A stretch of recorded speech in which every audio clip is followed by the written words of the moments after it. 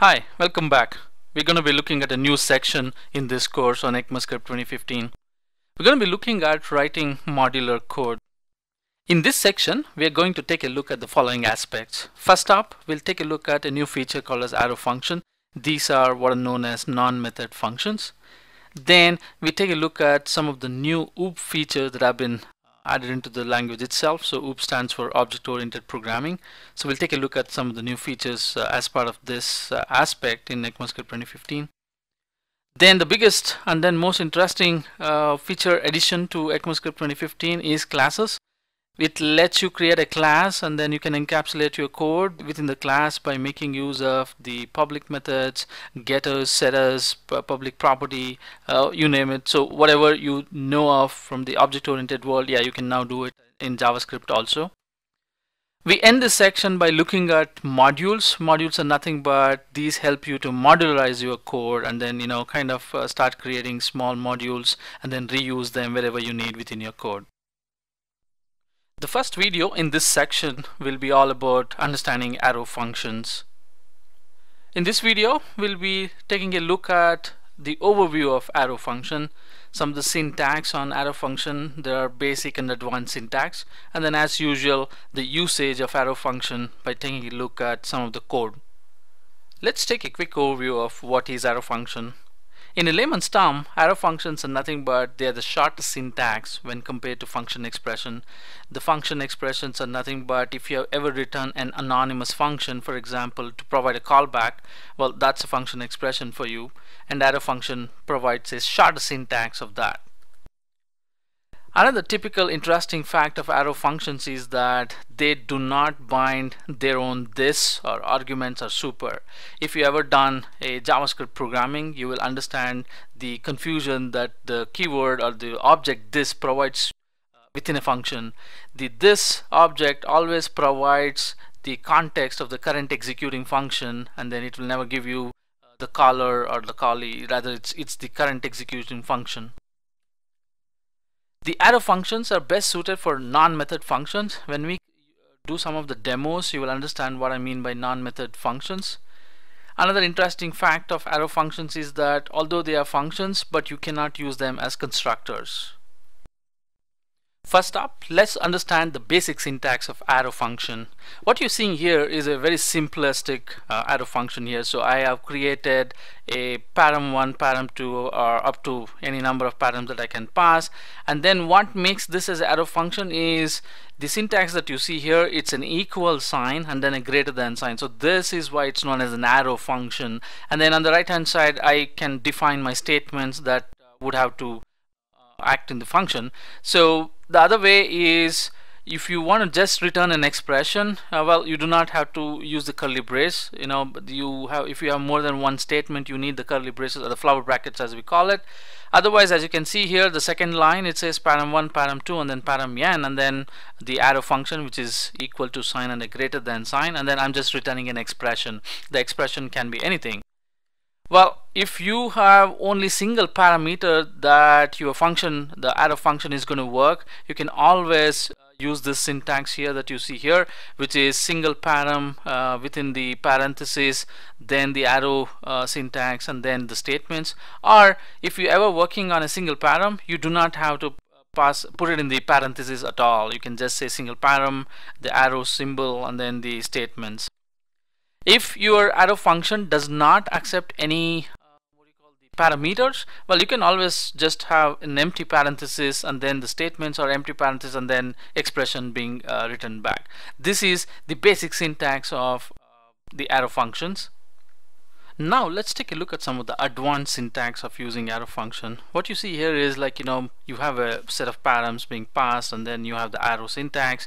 And what if you want to return an object literal? Well, if you have to just return an object literal, you will need to enclose the object literal within the parentheses, as you can see here. So I'm returning object literal which contains a property foo, value bar, and then I have to enclose it in a parenthesis.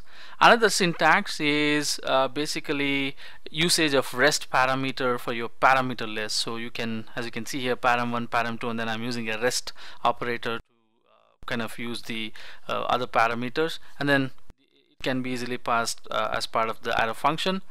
The third aspect is if you want to ever use a default value, well, you can. So as you can see here, param1 equals a default value 1, and then create the arrow function, and then it will work.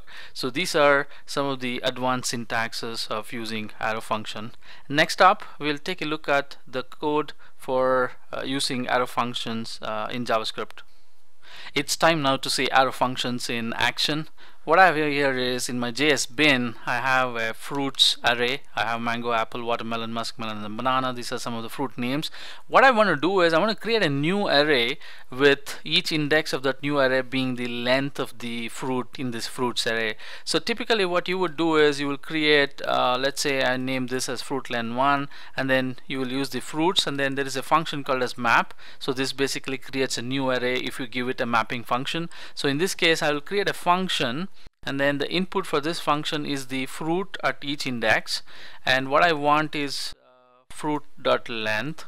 So I'm going to remove return this fruit.length, and now I can do console.log. I'm going to use a templated strings here, and then I will say fruit len 1 dollar bracket, and then I'm going to split the fruit len 1. So let's see what happens, and it gives me 551096. So that's what the new array fruit len 1 contains, right? So now we can better this by making use of the arrow functions.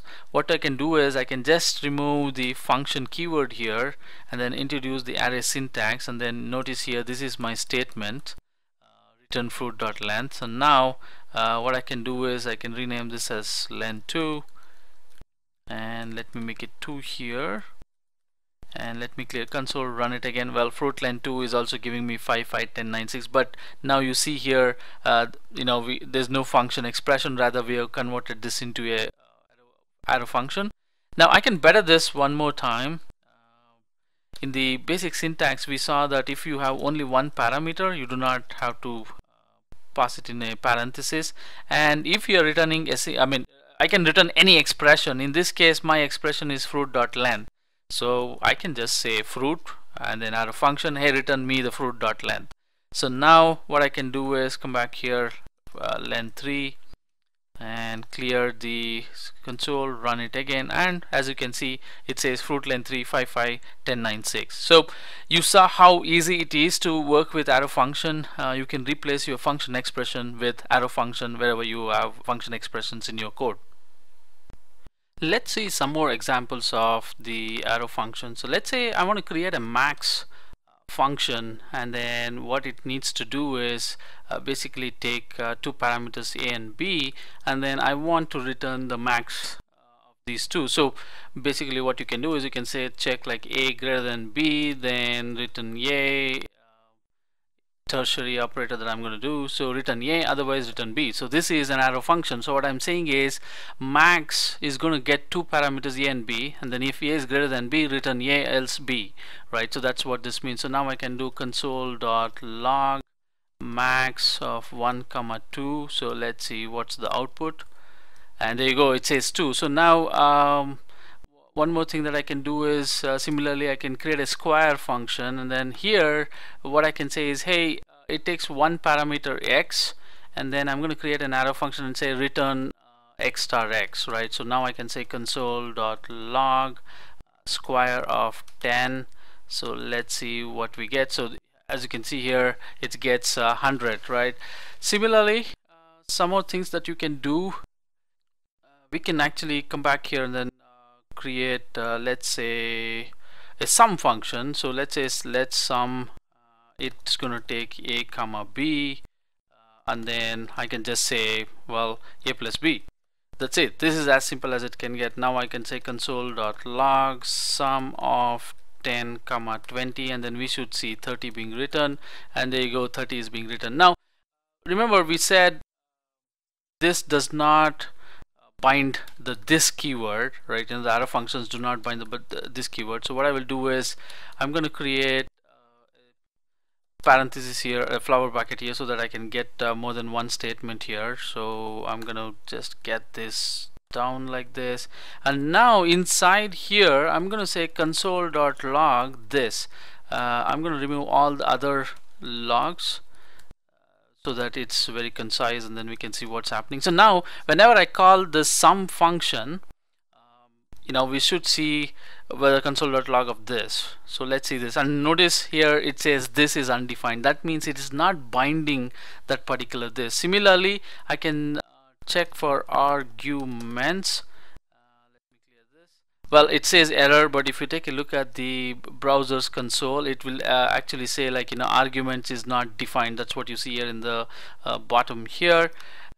And then also the keyword super, you cannot call the keyword super in arrow function. So if I see this, it says error, and if I take a look at the console, it says invalid use of keyword super, meaning super this and the arguments are not bound to the functions, to the arrow function as normally a function expression would do. So these are some of the ways in which you can use arrow functions. I hope you got the idea about where and when these arrow functions can be used.